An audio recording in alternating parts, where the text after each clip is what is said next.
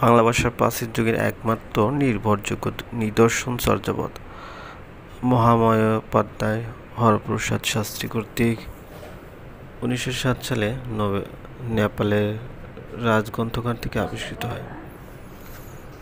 বৌদ্ধ সহযোগীগণের রচিত চর্যাপদ 1916 সালে কলকাতার বঙ্গীয় সাহিত্য পরিষদ থেকে আধুনিক লিপিতে প্রকাশিত হয়।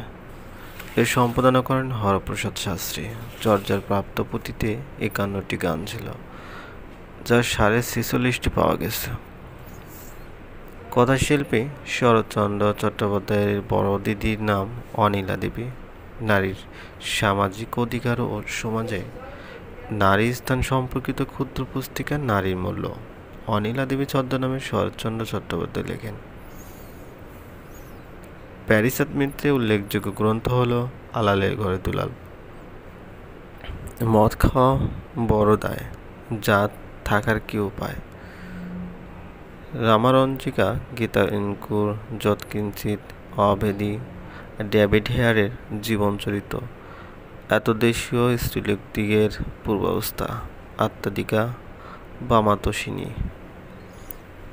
অনেক শব্দের অর্থ হল সৈনিক, সৈন্যদল, সেনানী প্রভৃতি। সূর্য শব্দের অর্থ হল দিবাকর, রবি, ভানু, আফতাব, তপন, প্রভাকর, দিনমণি, সবিতা, ভাস্কর, আদিত্য, মার্তণ্ড, অর্ক, মিহির ইত্যাদি। সমুদ্র শব্দের অর্থ হল সাগর, বারিশ, সিন্ধু, বারিধি, উদধি, অর্ণব, জলধি, রত্নকার প্রভৃতি।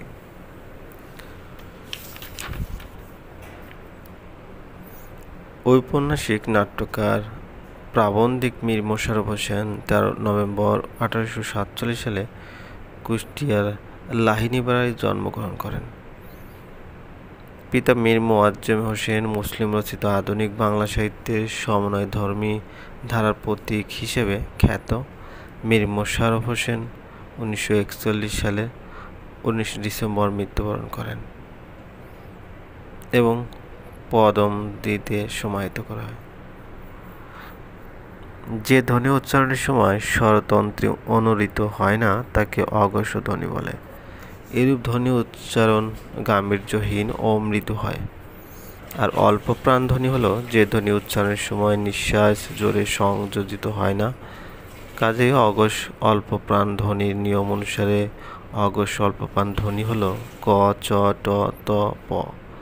ভ হচ্ছে ঘোষ মহাপ্রাণ ধ্বনি, ঠ ও ফ হচ্ছে অঘোষ মহাপ্রাণী।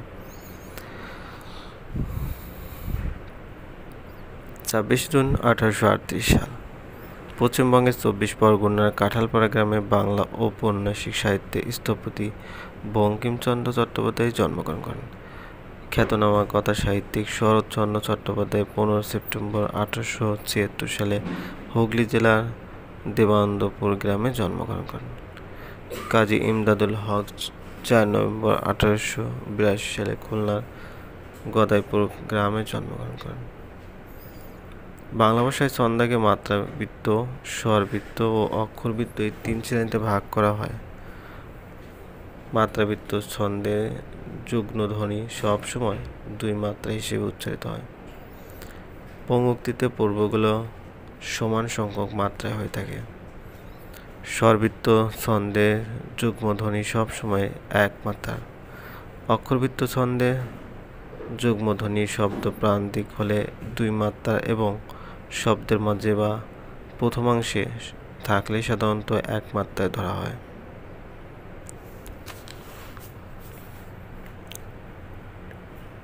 জ্যোৎস্না রাতের ব্যাসবাক্য হল জ্যোৎস্না শোভিত রাত। এটি মধ্যপদলোপী কর্মধারার সমাজের উদাহরণ। সংজ্ঞা অনুযায়ী মধ্যপদলোপী কর্মধারায় সমাজে ব্যাসবাক্যের মধ্যপদের লোপ হয়। এরূপ কয়েকটি মধ্যপদলোপী কর্মধারার সমাজ হল সিংহ চিহ্নিত আসন, সিংহাসন, সাহিত্য বিষয়ক সভা, সাহিত্য সভা, স্মৃতি রক্ষার্থে সৌধ, স্মৃতিসৌধ, তৈল রঙে আঁকা চিত্র, তৈলচিত্র, দুধে মাখানো ভাত, দুধ ভাত, ডাক ফেলার বাক্স, ডাক বাক্স, চালে জন্মায় যে কুমড়ো, চাল কুমড়ো, ছায়া প্রদান তরু, ছায়া তরু প্রভৃতি। অ্যানাটমি শব্দের অর্থ শারীরবিদ্যা বা অঙ্গ ব্যবচ্ছেদ বিদ্যা। অ্যানাটমি শব্দের অর্থ দেওয়া হয়েছে জীবদেহের গঠন সংক্রান্ত বিজ্ঞান এবং অঙ্গ ব্যবচ্ছেদ দ্বারা জীবদেহের গঠন সম্পর্কে অর্জিত জ্ঞান বা অঙ্গ ব্যবচ্ছেদ বিদ্যা। আজি ভুসুকু বাঙালি ভৈলি নিয় ঘরণী চণ্ডালে লেলি। ভুসুক পাড় এই উক্তিকে প্রমাণস্বরূপ হিসেবে তাকে বাঙালি মনে করা হয়। তার রচিত 8টি পদ চর্যাপদ গ্রন্থে সংগৃহীত হয়েছে, যা চর্যাগীতি রচনায় সংখ্যাধিক্যে দ্বিতীয়। ভুসুকু নামটিকে ছদ্মনাম বলে মনে করা হয়। তার প্রকৃত নাম শান্তিদেব।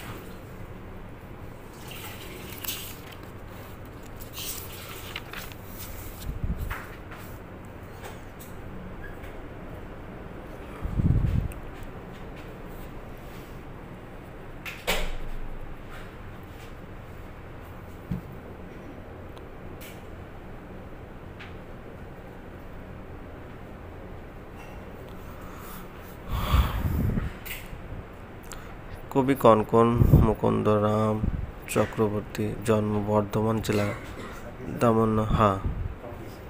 6টায়।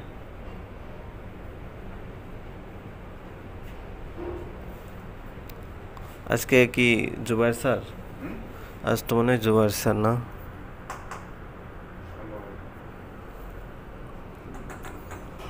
পরশুদিন ইয়াসিন স্যার করছে না? তাহলে জুবাইর স্যার।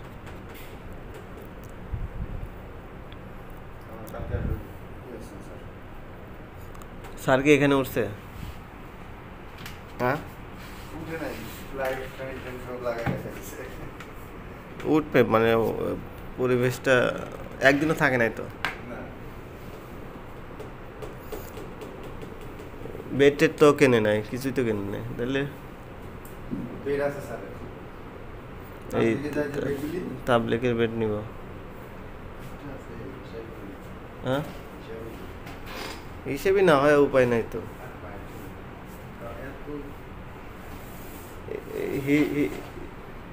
হিসেবে সবাই আছে,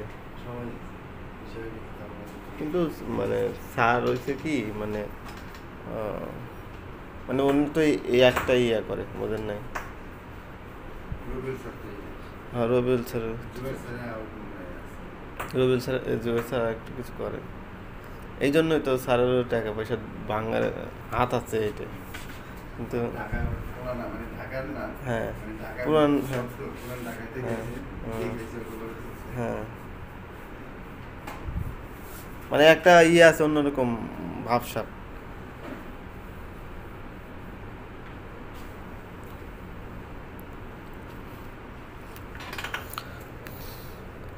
মুকুন্দরাম চক্রবর্তী, কবি কনকন মুকুন্দরাম চক্রবর্তীর জন্ম বর্ধমান জেলার দামুন্না গ্রামে আনুমানিক 1540 সালে। সৈয়দ শামসুল হক 1936 সালের 27 ডিসেম্বর কুড়িগ্রামে জন্মগ্রহণ করেন। শামসুর রহমানের জন্ম 1929 সালের 24 অক্টোবর মাতুলায় পুরান ঢাকার মাহুতটুলিতে। তার পৈতৃক নিবাস নরসিংদী জেলার রায়পুরার পাহাড়তলী গ্রামে। নাট্যকার সেলিম আল দিন জন্মগ্রহণ করেন 18 নভেম্বর 1948 সালে ফেনী জেলার সেনখাইল গ্রামে। কবি, ঔপন্যাসিক, সম্পাদক, সংগঠক সঞ্জয় ভট্টাচার্য বর্তমান। এই আমির ভাই, আপনার স্যালারি বেরোয় নাই? স্যালারি বাড়ে নাই কেন? হ্যাঁ, এই মিশে কথা কেন কেন? এর স্যালারি কত? এর স্যালারি কত? 16।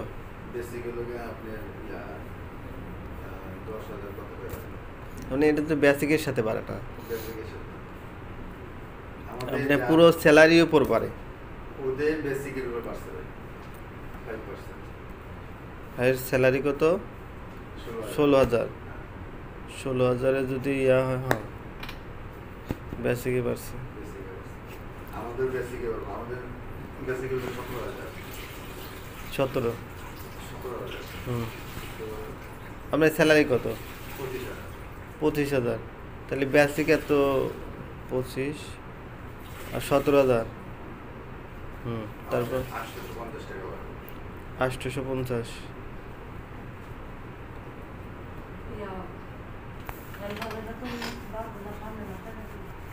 জুন জুন জুন জুনে জুনে জুনে জুন জুলাই হেল্পার ওয়ার্কারদের কেন না আমাদের লাগে পারে না, আপনাদের আলাদা। হ্যাঁ স্টাফ আলাদা আর ওয়ার্কার হচ্ছে আলাদা।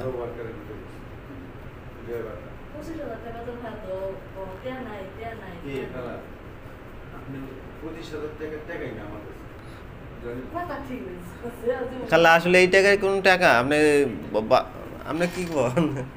আমি মাসে 30,000 40,000 টাকা কামাই করব, গাড়ি চালাইছি তো ইয়া যেদিন হবে তা হ্যাঁ নাইট ডিউটি হয় দিন দিনে গিয়ে চালাইতে না গাড়ি কি এখনকার এই বয়স আছে এত পরিশ্রম করে? আমি তো বেডি যাই না লাগাই তো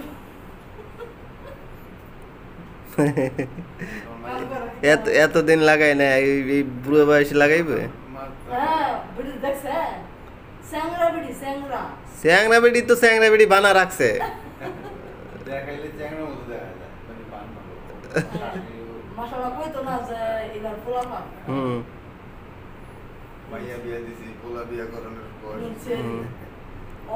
ওই তো খালা হয়েছে কি, আপনার শোনেন, আপনারা যদি ওই রকম ভাবে খালো যদি এরকম রাখতো, আপনার যদি বাসায় রাখতো কাজটা না করতেন, অন্যরকম একটা ইয়ে থাকতো।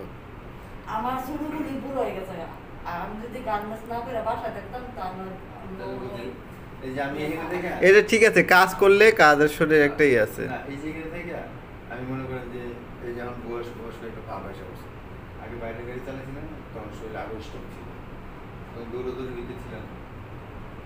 আমি তো অবাক, আমি এই 4 বছর আমি যে চেঞ্জ হয়েছি আপনার চোখম বসে বলা একটা দিক কতগুলি পিছনে চুল মনে অর্ধেক পেয়ে গেছে। আমার এই 4 বছরে এখানে 4 বছরে আমার অনেক চেঞ্জ হয়ে গেছে, মানে চেহারার দিক দিয়ে আসলে মানে কি বলবো, বয়স্ক লাগে। 4 বছর আগের ছবি দেখে আমি অবাক হয়েছি, কি চেহারার সাথে কোনো ই নেই। এই যে জান্নাতটা অনিত্য করে ডিউটি করতেছে, তারা 4-5 বছর এনে করুক কুইরা হয়ে যাবে সব। এই সব ওই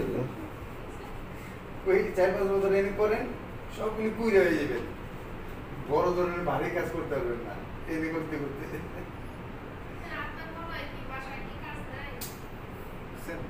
বাসার কাজ না, বাসার কাজে তো হই না, বড় কোনো হসপিটালে গেলে মানে দৌড়াদৌড়ি কত কাজ আছে না।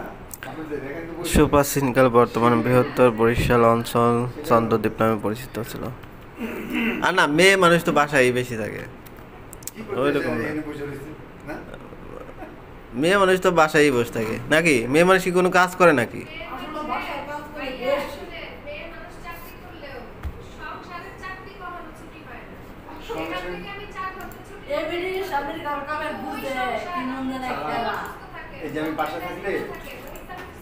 আমি বাসা থাকলে আমি আপনি বউ কাজ করে দিই, মাঝে ঘর ঝাড়ু দিই,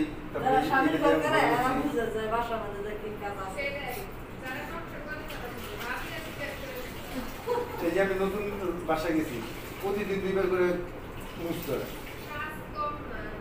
মানে এই যে বাইরে কাজ করতেছে না ধুলাবালি গুলো আমরা না শুরু মাসে না কথা ভালো আছে এত কাজ করব না, আর বড় রুম লয়া মুছতে কত বড় রুম লইছে তো কি দেন আগে কত বড় রুম। হ্যাঁ আমরা মানুষ দুনু মুছি না স্যার তে মাথা বন্ধু রুম আর আমার রুম কি ইয়া মার বল খারাপ। হ্যাঁ আচ্ছা একদিন যা দেখেন তো কত দূর জায়গা আছে আমার মাথা। আচ্ছা আমাদের আমরা যে রুমগুলি নিয়েছি আপনারা যাই দেন, আমরা রুম কিন্তু হ্যাঁ যাই দেখছি আমি যাই দেখেন আমাদের রুমগুলি কি রকম। সারা দিন বাদ জায়গায় সাইতালেছে বাড়ি বড় বড় লাগা আমার কথা ভাই আছে না না এই আলামিনের বাসা যান না, নতুন যে হইছে এই বাসা যান। গণপ্রজাতন্ত্রী বাংলাদেশের মনোগ্রাম 4টি তারকা রয়েছে। বাংলাদেশের মনোগ্রাম রয়েছে লাল রঙের মাঝে হলুদ রঙের বাংলাদেশের মানচিত্র। বৃত্তের উপর দিকে লেখা গণপ্রজাতন্ত্রী বাংলাদেশ, নিচে লেখা সরকার। লেখার দুপাশে দুটি করে মোট 4টি তারকা চিহ্ন রয়েছে। 1204 সালে বক্তের খলজি অশ্ব বিক্রেতার বেশে অতিরিক্ত লক্ষণ সেনের রাজধানী নদিয়া আক্রমণ করলে লক্ষণ সেন পলায়ন করে এবং বক্তের খলজি বাংলায় মুসলিম শাসনের সূত্রপাত ঘটান।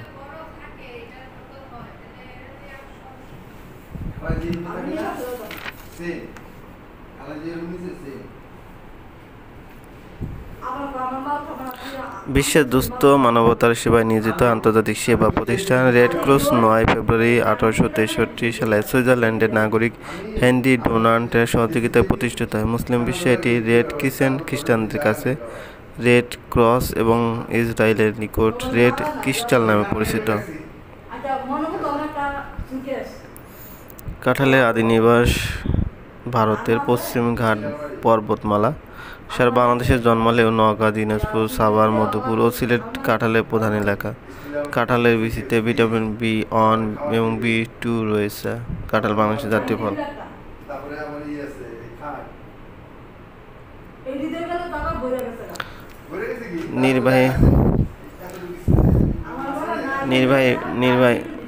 নির্বাহী বিভাগ থেকে বিচার বিভাগ পৃথক করার দাবি নতুন মাত্রা পায় 1995 সালে 19 নভেম্বর। BCS বিচার অ্যাসোসিয়েশনের সাবেক মহাসচিব ও জজ মোহাম্মদ মাজদার হোসেন ও 440 জন বিচারক বাংলাদেশ সরকারকে বিবাদী করে একটি রিট মামলা করে। 1997 সালের 7 মে হাইকোর্ট দরখাস্তকারীর পক্ষে রায় দেয়।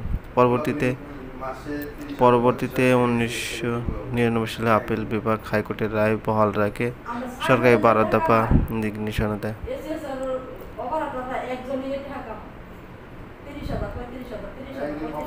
পরবর্তীতে 1 নভেম্বর 2007 বিচার বিভাগকে নির্বাহী বিভাগ থেকে পৃথক করা হয়।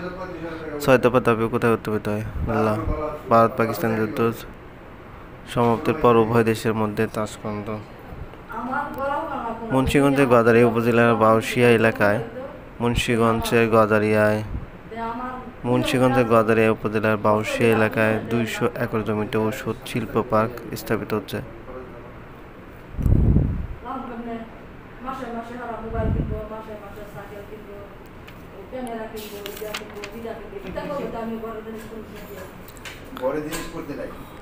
কৃত্রিম সার প্রয়োগ জমির লবণাক্ত কিছুটা বৃদ্ধি করে। জমির লবণাক্ত নিয়ন্ত্রণে প্রাকৃতিক সারের কোনো প্রত্যক্ষ ভূমিকা নেই। জমিতে নাইট্রোজেন ধরে রাখার সাথেও জমির লবণাক্ত নিয়ন্ত্রণে কোনো সম্পর্ক নেই। অ্যানোফিলাস মশা, ম্যালেরিয়া, কিউলেক্স মশা, ফাইলেরিয়া এবং এডিস মশা, ডেঙ্গু। আমি তো চিন্তা করতেছি বাসা যে পাল্টাবো, এই জিনিসপত্রগুলো কি করে করবো।